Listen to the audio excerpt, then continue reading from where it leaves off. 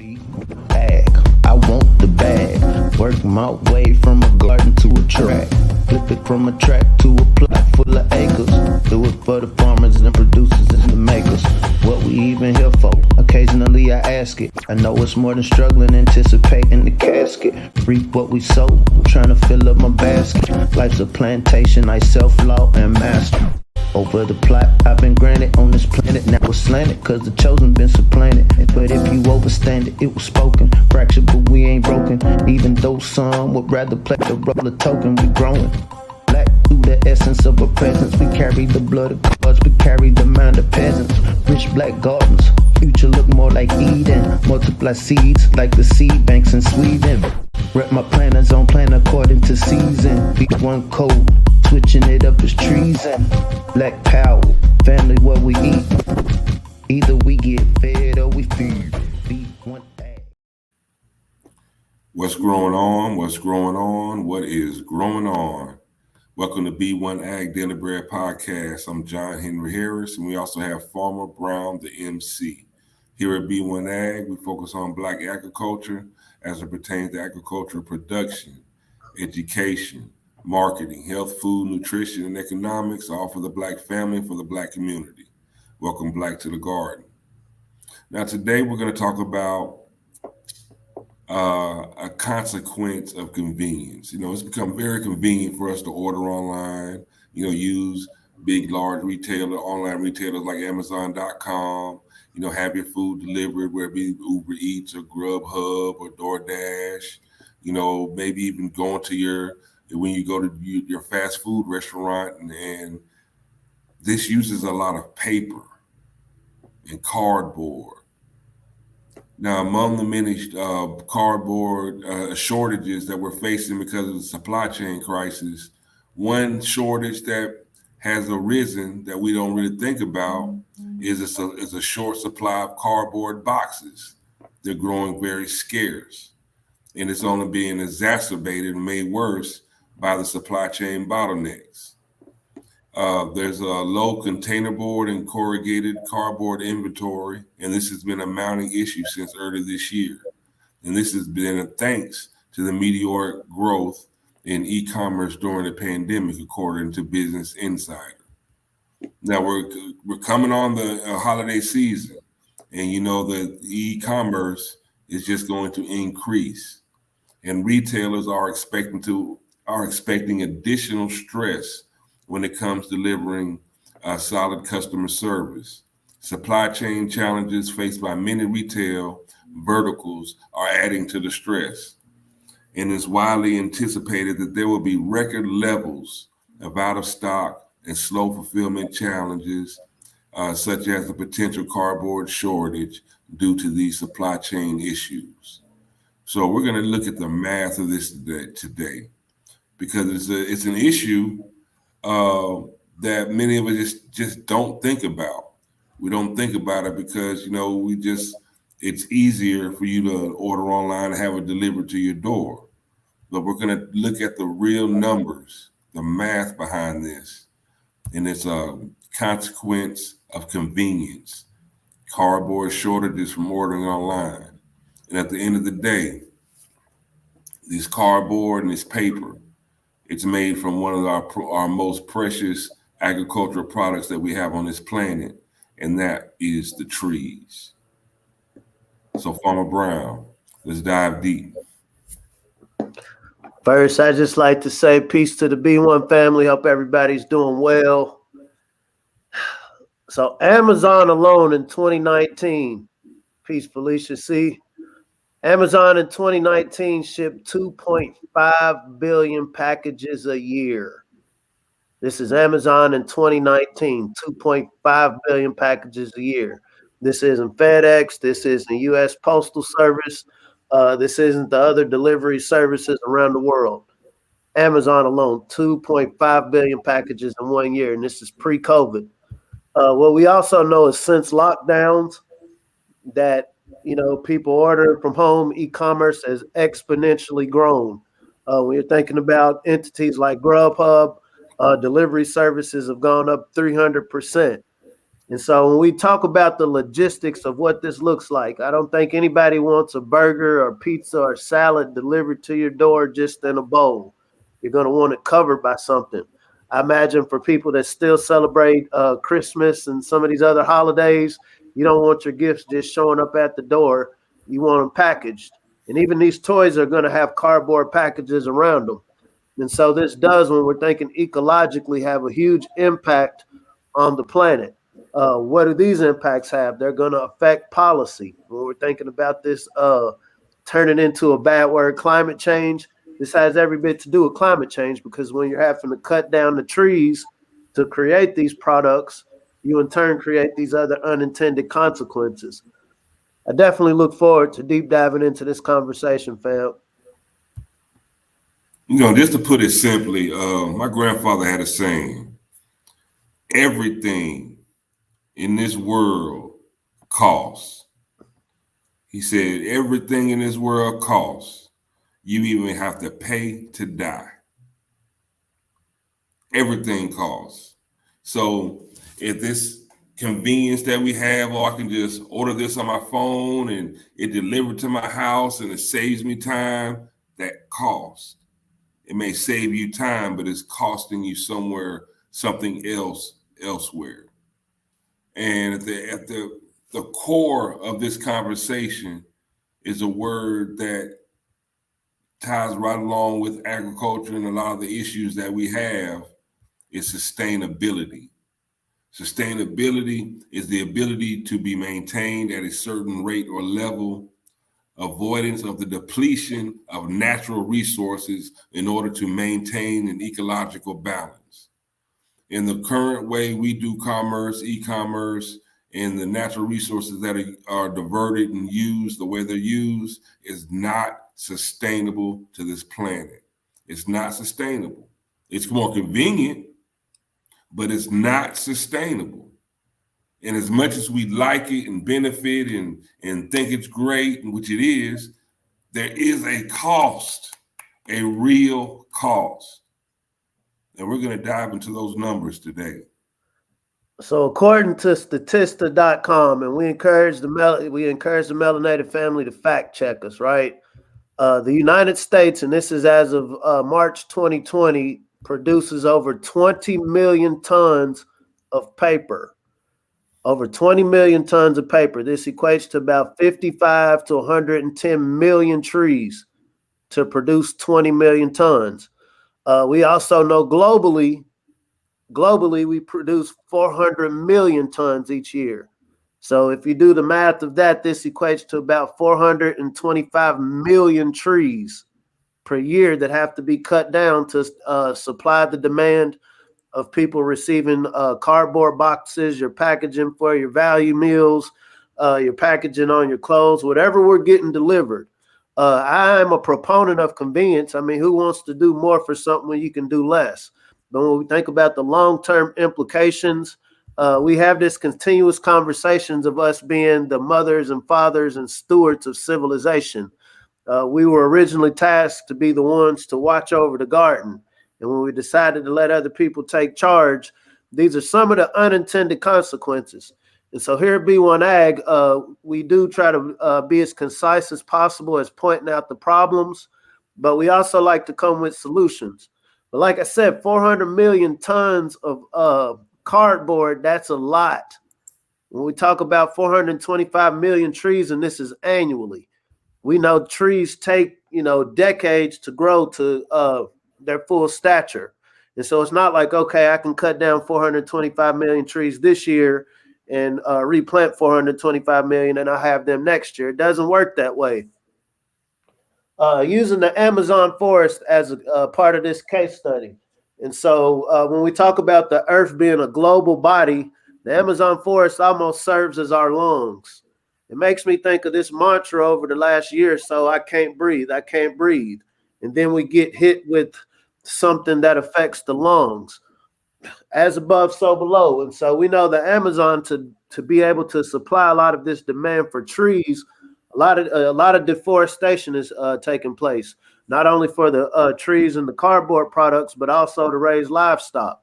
to create new farmland because we've, I don't want to say we, the people who have been producing the livestock and farm products, have overused the land that was already available.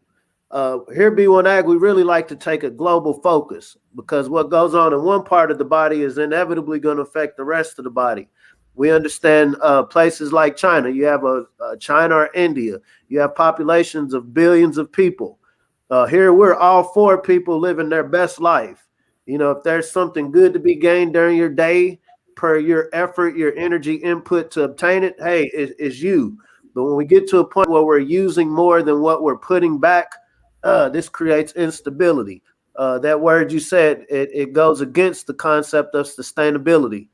And this does, not to get down the rabbit hole, this is inevitably going to have an impact on certain legislation. We know specifically with the UN, for example, there's a 2030 agenda that the world wants to cut carbon emissions 50%. We also talked about the gentleman, and we're not going to go too deep in that. His goal over by 2040 is to cut carbon emissions to zero. Not only do these carbon emissions come from the flagellation of livestock, it comes from our production methods. It's okay, once we've cut these trees down, you had to have some sort of equipment to come knock the trees down. You're going to have some sort of mechanisms to process these trees into paper, into cardboard products. Then you're going to have to ship them somewhere.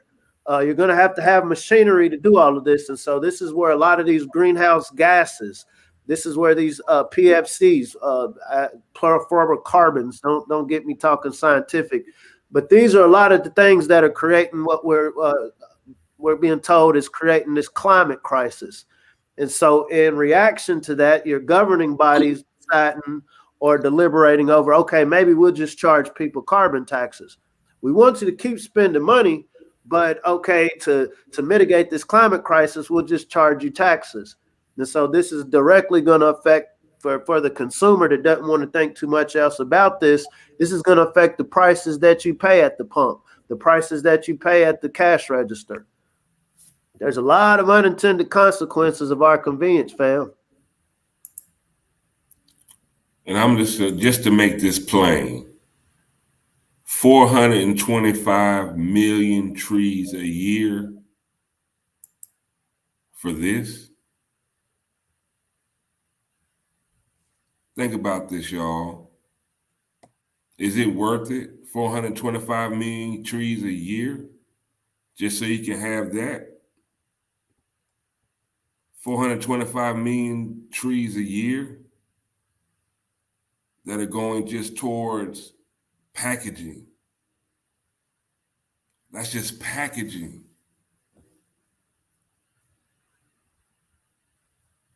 Are we really willing to trade oxygen for packaging? It's like we've been bred to be so much of a consumer that we want.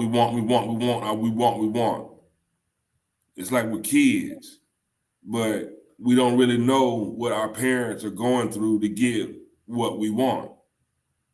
We don't know how many hours of overtime. Or hey, shoot, some parents might have had to go literally donate blood just to give you what you wanted. I got some trivia for you, bro. So when was the first, or who was the first online and order delivery service? Who was it first? Like what realm of activity was it? Now I know this answer because we talked about it, and plus this was my senior year in high school, just to divulge my age.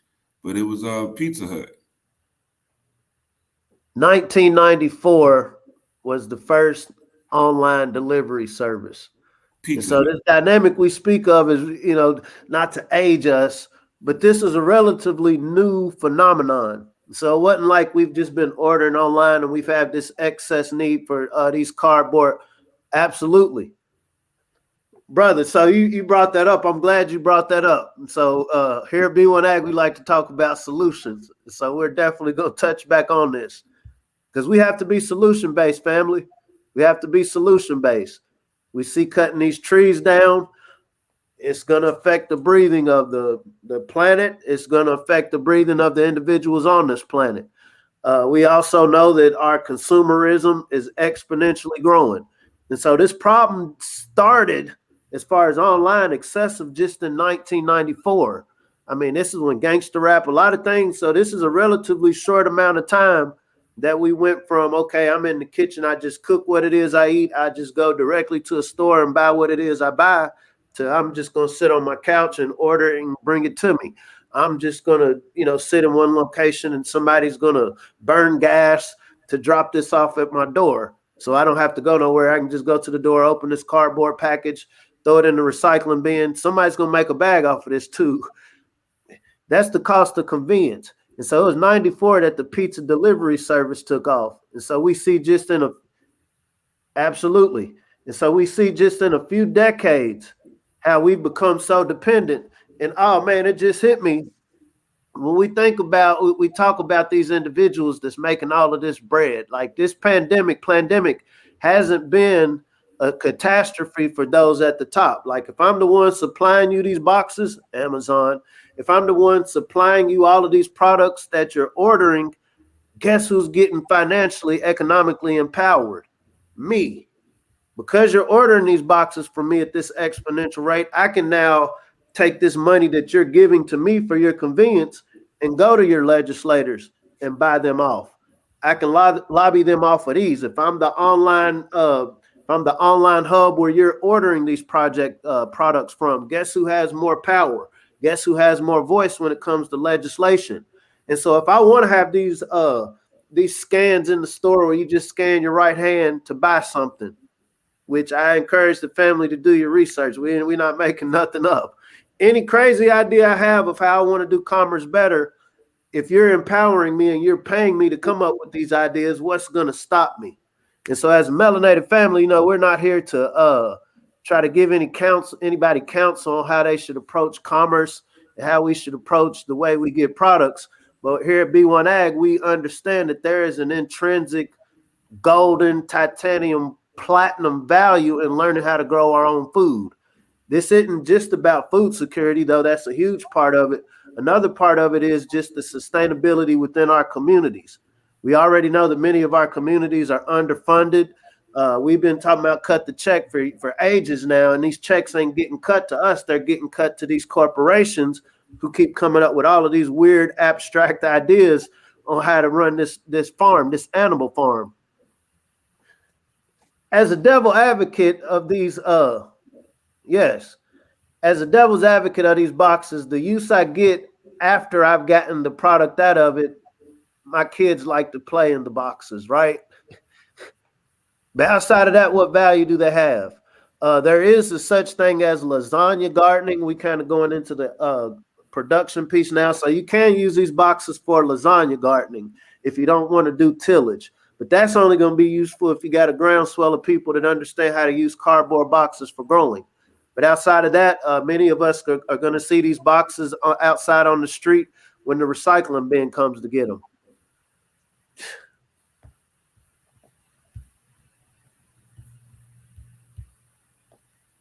Sustainability.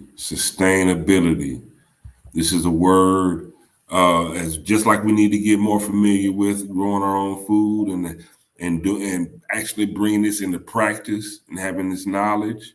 Sustainability, the ability to be maintained at a certain rate or level, avoidance of the depletion of natural resources in order to maintain an ecological balance. This convenience come at a cost, and the cost is the depletion of our natural resources. Once these natural resources are gone, they're gone, or they take more than our lifetime to be replenished. Water, trees, we need that to live. We can't forget that. We need that to live more than social media. We need that to live more than convenience. Sometimes we just need to go back to the old way of doing things. We know Uber Eats and just ordering online Ordering the pizza is great. You just, it comes to you. You don't have to, you don't have to use your energy to get it, but energy has to be used still. It's just transferred. And a lot of the times, most of the time, more times than not, our earth she's getting depleted more so than if we would just use that little bit of energy to go ahead and prepare our meals, cook, or just go to the store, pick it up, or even just mitigate our shopping and spending. Have some self-control. Go Brandon. So this guy that is in the White House, if you remember, one of the first things this person did upon getting in that position was re-entering to the Paris Climate Accord, right? And so, like I said, this is one of those goals, and you can go to whitehouse.gov. We're not making anything up. Like I said, one of the goals by 2030 is to reduce carbon emissions by 50%. And I'm quoting, and this is from Forbes magazine, the world needs equivalent of pandemic lockdown every 2 years to meet Paris carbon emissions goal. This is from Forbes. They say follow the money. The world needs equivalent of pandemic lockdown every 2 years to meet Paris carbon emission goal. From the White House, that guy that some of y'all elected, the goal is to reduce these emissions by 50%. Now, I'm not much a mathematician, but it's trying to figure out, okay, if you're in lockdown, that means you're going to order more. If because you didn't have your appointment with Dr. Jabinski, you might not be able to go in restaurants, meaning, okay, you're going to have people dependent on some sort of delivery service. And I know you have some stats later if you can put them up. We already, order out a lot and eat out a lot. And so all of these things, we see this perfect storm of these dynamics coming together where we understand as a melanated family, we're going to be we are drastically affected by all of these dynamics. This is why one of the things we like to have this discussion, because we have to see ourselves a part of this dynamic. We can't just be the victims. We can't just be the receivers of other people's decisions. We have to identify now, where do we fit in this? Not only where do we fit, but where do we want to make ourselves fit? Because if you leave it to somebody else is always going to have a better idea of what we'll be doing with ourselves if we don't have a better idea for ourselves, if we don't have a code for ourselves. One of the reasons we stress this healthy Black food, growing for yourself, is just planting this seed now. Because a lot of these agendas and objectives, they're, people plan decades ahead. We're sitting having a conversation in 2021. The factions that we speak of are having 2050, 2060 conversations. And so, in being code and, practicing the law of compensation, we need to have a 2050 plan. What are some of the things we understand? And so just looking at some of the statistics, Grubhub, for example, is the current industry leader when it comes to food delivery. And it's experienced an 8.2 million increase in orders. This is a bag for some of the family out here listening. When we talk about learn how to grow your own food, okay, you learn how to grow your own food. You take heed, start figuring out how to localize your local food system. The meal delivery kit service, and this is something we do here in Lexington with Black Soil KY. This is a company I co-founded. This market grew 300% between 2017 and 2018. 300% between 2017 and 2018. So you can only imagine the meal delivery kit service where it's at here in 2021. When we're talking about addressing the overuse of this cardboard, okay, guess what? You don't have to use as much packaging material if you're shipping your products, your meals locally. I don't have to put it on a plane. I don't have to put all of this tape and all of these other materials around it. I can ship it locally.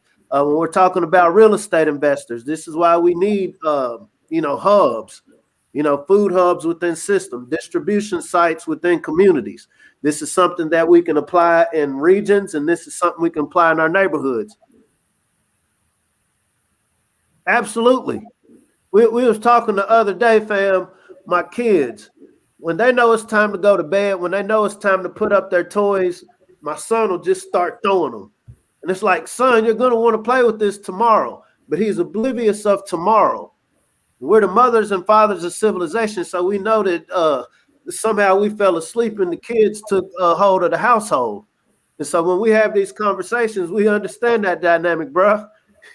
There's some people that's like, I would just rather to destroy it than me fall back on my negligent activity. I would rather build these phallus-shaped spaceships and try to go find somewhere out of space than to address what I'm doing here, the negative effect that I'm doing here on the planet. And like I said, our tax dollars, not just our tax dollars, our consumer dollars are funding a lot of this activity, fam. And so we can be what's the word I want to use? We could be as agitated as we want to be. We could be as angry as we want to be, but it boils down to what are we willing to do within our community to make sure we're not dependent on these unsustainable practices. Because regardless of what these folks are doing, we still share this ecosystem. And so if we as a melanated community don't find the value for ourselves in taking some better measures, it ain't got nothing to do with the Paris Climate Accord. It ain't got nothing to do with what the World Health Organization or UN got going on. We understand that this is, as far as policymakers, we understand that this is the baseline that they're operating on.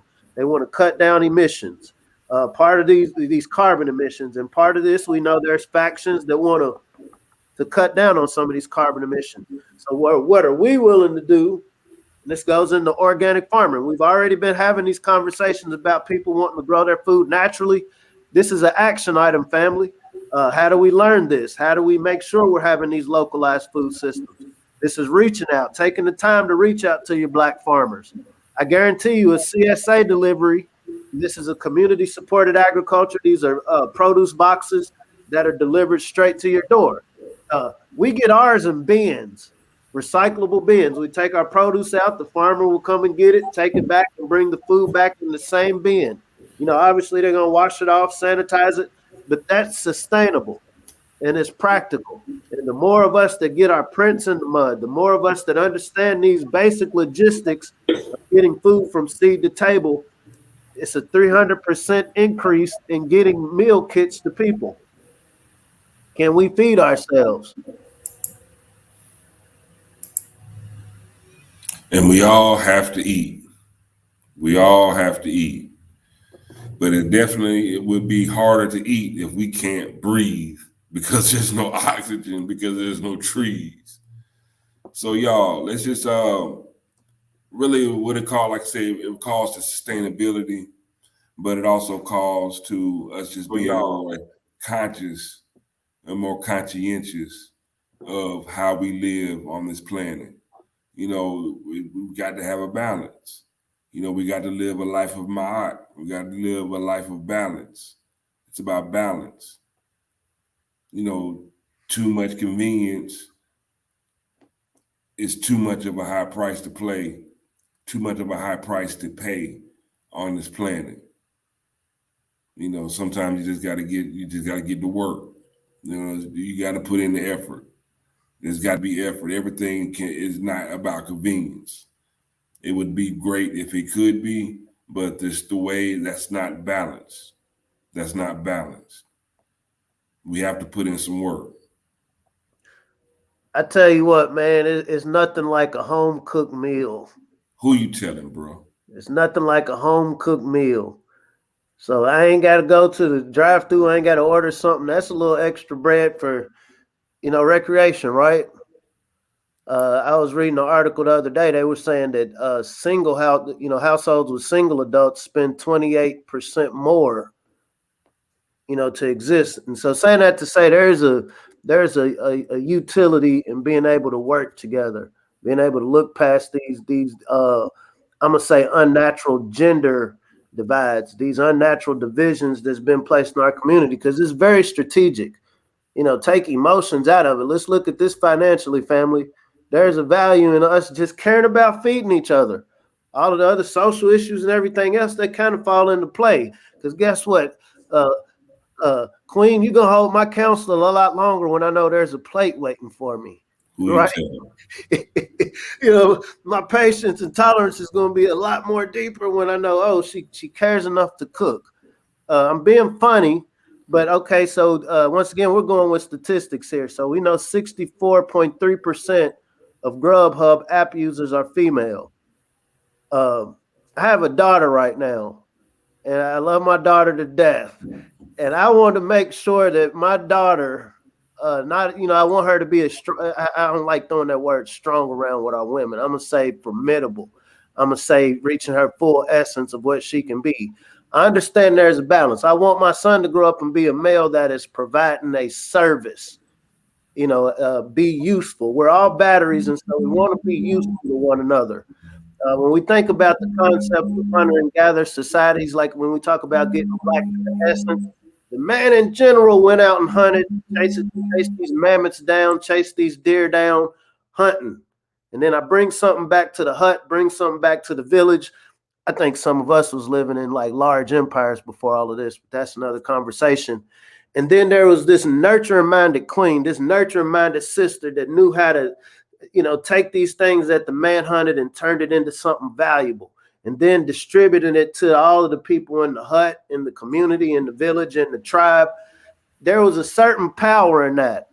And when you had that cohesion amongst the community, we were a lot stronger when these foreign enemies came, these colonizers came. When the colonizer convinced you, hey, you ain't got to go with no specific order.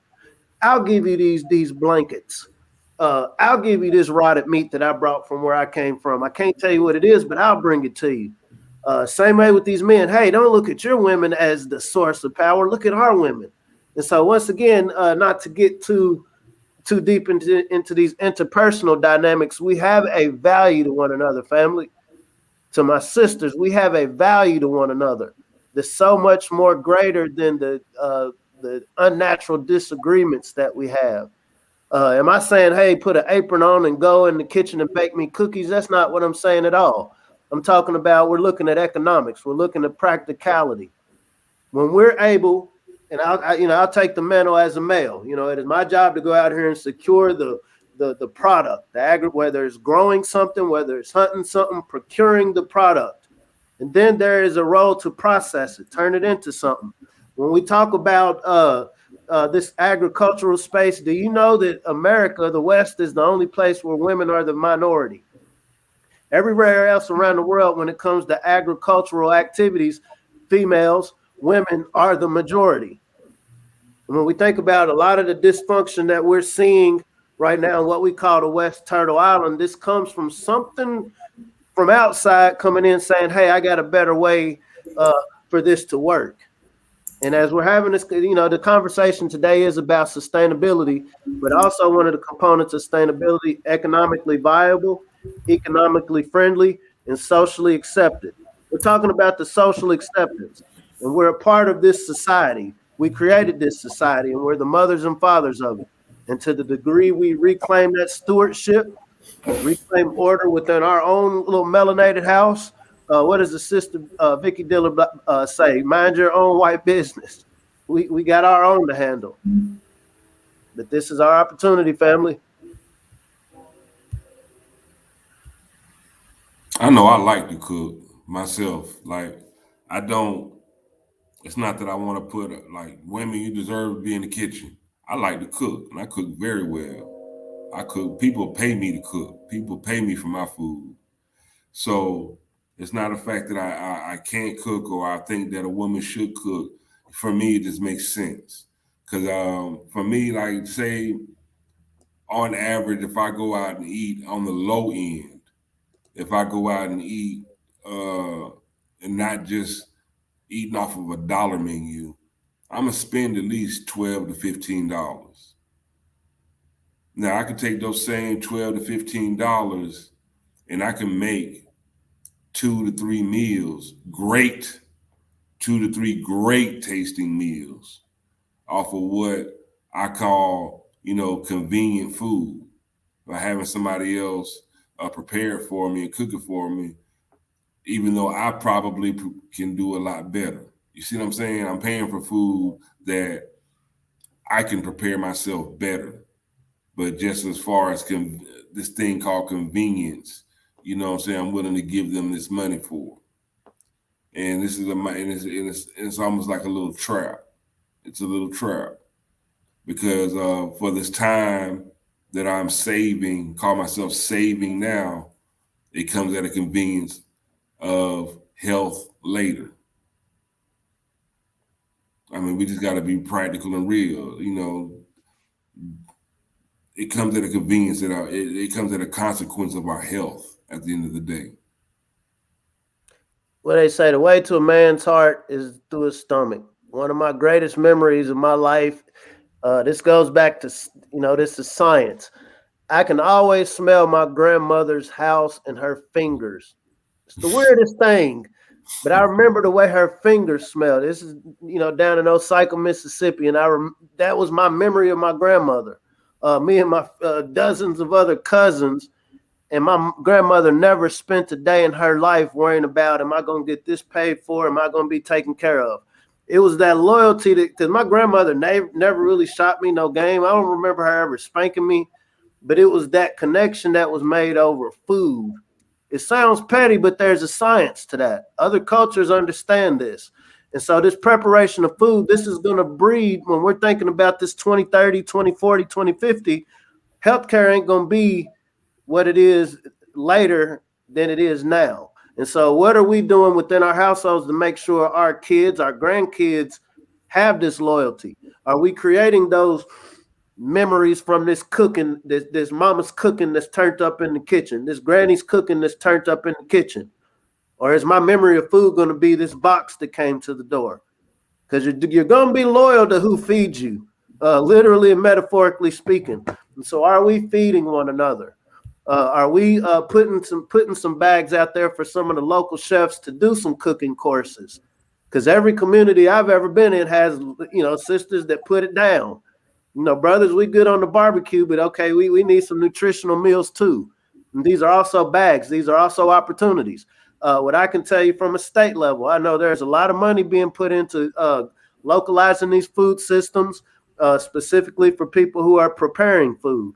And so how are we applying that within our communities? We don't need permission to find the sisters who, know how to put it down on the stove, having these intimate gatherings. Since we know that we don't have home ec in the schools anymore, we can have home ec in the hood. It's healthcare for the future, family feeding one another. So I hope y'all got some knowledge from us today. I hope y'all can hopefully sparking some ideas and just some thoughts about consequence, convenience, and sustainability. Consequence of convenience, cardboard shortages from ordering online. This is a big deal, believe it or not. This is a big deal. We're talking about 425 million trees per year. Brother Thaxton touched on the hemp. Touch on that before we get off here, bro. Touch on it. Now hemp it's long been a great substitute for trees especially when it comes for the use of paper. Now, the beautiful thing about hemp is that as you got 4 harvest cycles in a year with hemp, it grows faster. It replenishes the dirt with nitrogen, which makes the earth even more fertile instead of stripping the earth. You just get more utility from hemp, not just with the paper, but there's thousands of products that can be derived from hemp. We're not talking about this medicinal. We're just talking about hemp. Just the hemp plant. And the only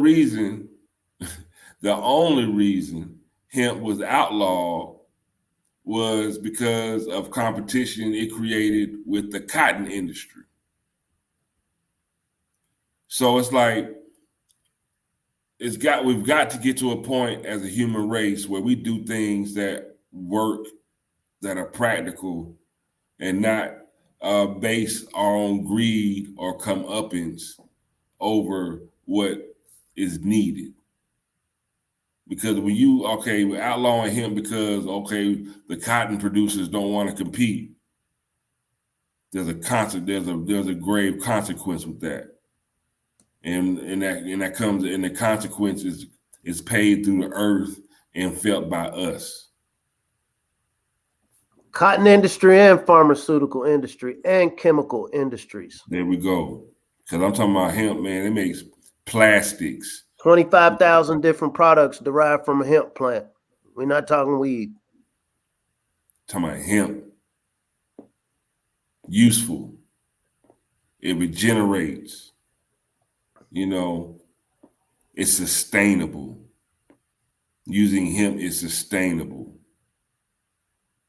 We need to live sustainable lifestyles. Ordering online, have it delivered, convenient, but not sustainable. It's not. It's really not. Even if you have the so-called money, the fiat currency, order everything online, have it delivered to you, you're eating up more of your fiat currency, and eventually you will be broke. Eventually. Some quicker than others. Most quicker than others. So let's get back into that growth mind state, sustainable.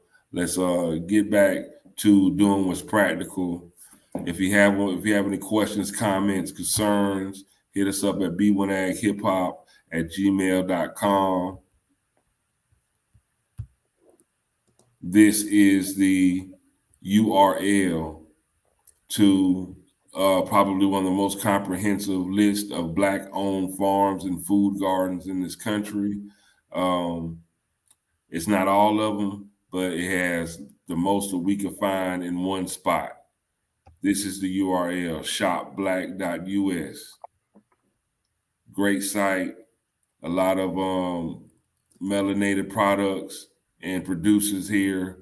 And this list could be very important to help at least beginning the search to find a Black farmer near you.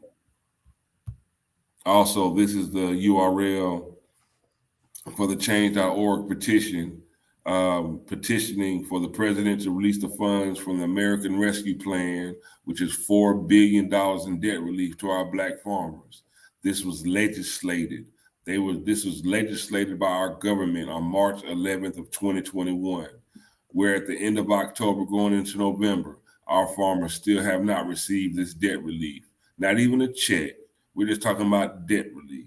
But any kind of help is helpful. And our Black farmers need all the help that they can get. They are our superheroes and they need our support. The most we can do to support would be to shop with our Black farmers, spend our money with them. But this is one small thing that we could all do, and that's sign this petition at change.org. President released the funds of the American Rescue Plan to Black farmers immediately. That is the URL at the bottom of the screen. If you can't remember it, rewatch this program, press pause and write it down and search it. But we need you to sign this petition. Also, make sure that you like, share, and subscribe to B1 Ag Daily Bread Podcast. Let's grow this conversation. Let's make this a bigger conversation. We need more participation within our community and a more awareness of what's going on with our food system, our food security, and what's going on, period. Because they're doing a lot of strange things. There are a lot of challenges, and there are a lot of changes going on to the way we eat, how we eat, and what's going into the food that we eat. And we need to be very aware of this, because at the end of the day, it's all going to affect our health, these pre-existing conditions, and we want to make sure that we continue to thrive to make it to the next phase of life and make sure that our future generations can thrive as well. Consequence of convenience. Cardboard shortages from ordering online. It's a real thing. There's a shortage of everything right now. Overconsumption. Because the way we've been living is not sustainable. So let's dial it back, put in this work. I think the Grand Negus, he had a great, absolutely great statement. God gives you all the convenience you need when he makes it rain or when the sun comes up. Life is not built for convenience. If you're in that mindset, the idea of building something must be daunting. Marinate on that. He gives us all the convenience we need when he makes it rain and the sun comes up. Life is not built for convenience. Living in that mindset, building something must be daunting. And we cannot afford to live in that mindset. Because we have Most High gives us all bricks, and either we can build a castle, we can build a kingdom, or we can continue to build this prison around ourselves. What we decide to do with these bricks is on us. Sister said, minding our own black business. We need to mind our own black business. I ain't with building no prisons. Not at all. Not at all. And also, if you feel free to donate to the platform. Let's grow this platform. We're getting ready to go down to the All Black National Convention down in Orlando, Florida, October 28th through November 1st. We will be presenting down there with Brother Maj Toure, about Black survivalism and how to grow your own food as well. If you can, please donate to the platform, be it at our Cash App, $ B1 Ag Hip Hop. But we're looking forward to going down to Orlando to represent, because we are going to push this Black algorithm. That's what we're going to do. We're pushing the Black algorithm. Working against the algorithm, we're getting shadow banned and everything else, but we're working against it. We're gonna, with the likes, shares, and comments and subscriptions, we can push this Black algorithm and fight the algorithm from so we can get this word out. We got to get this word out, because everything boils down to food. Because if you're not eating, you ain't doing nothing. I'm sorry. So, You get that video queued. Send it in the private chat, bro. Well, don't worry about it. We'll play it another time. But B1 Ag, pushing the Black algorithm. Pushing the Black algorithm. That's what we're doing.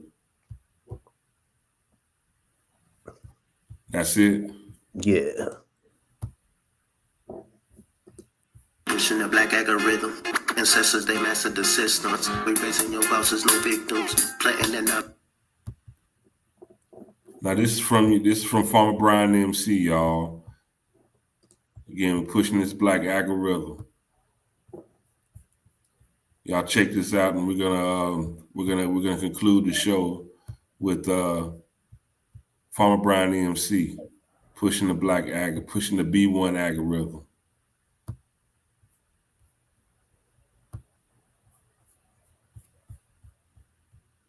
Pushing the Black algorithm. Ancestors, they mastered the systems. We raising your bosses, no victims. Planting and knowledge curriculum. Listen to boost with the nutrients. The darker the berry like Nubian. Darker the seeds like I'm Julian. The streets with that food like Peruvian. Trapping, emerging the fruits in the veggies. CSA boxes, my package is heavy. Ship across down in the bed of my shit. Printing them up, growing harder than dairy. You say ready, you ain't got swell. Battle like farmers and growers organically. Standing up homeless, the gamers and shambles. That's what that melanin carry the miracle. Mothers and fathers of civilization. Like to the garden with true cultivation. Building magnetically like innovation. Be one community, growing the nation. Genetically designed to be the purpose. Looking at growth mindset. Codified, now we focus farming on track. Be the fan, break bread with them. Look at that. Pushing that B1 algorithm. Now why we get them? Watch me get them. Pushing that B1 algorithm. Be the fan, break bread with them.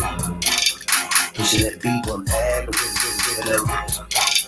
Watch me get them. Watch me get them. Pushing that B1 algorithm. Yes, sir. So, B1 Ag, family, pushing that black algorithm, fighting against the algorithm, getting black to the garden, because we know what's going on. And we're going to stay ahead of the curve, stay proactive, be solution-based. You know what I'm saying? That's what it is. Because at the end of the day, if you really, really want to know something, what do the people need to do, bro? Really want to know something? It's time for us to get back to minding our own black business and learn how to grow something. There it is. Hey, y'all, let's keep pushing on, keep pushing on, keep pushing on. Let's keep growing, keep growing. And B1 Ag, I'm John Henry Harris. We have Farmer Brian MC. Until next time, see you soon. Peace.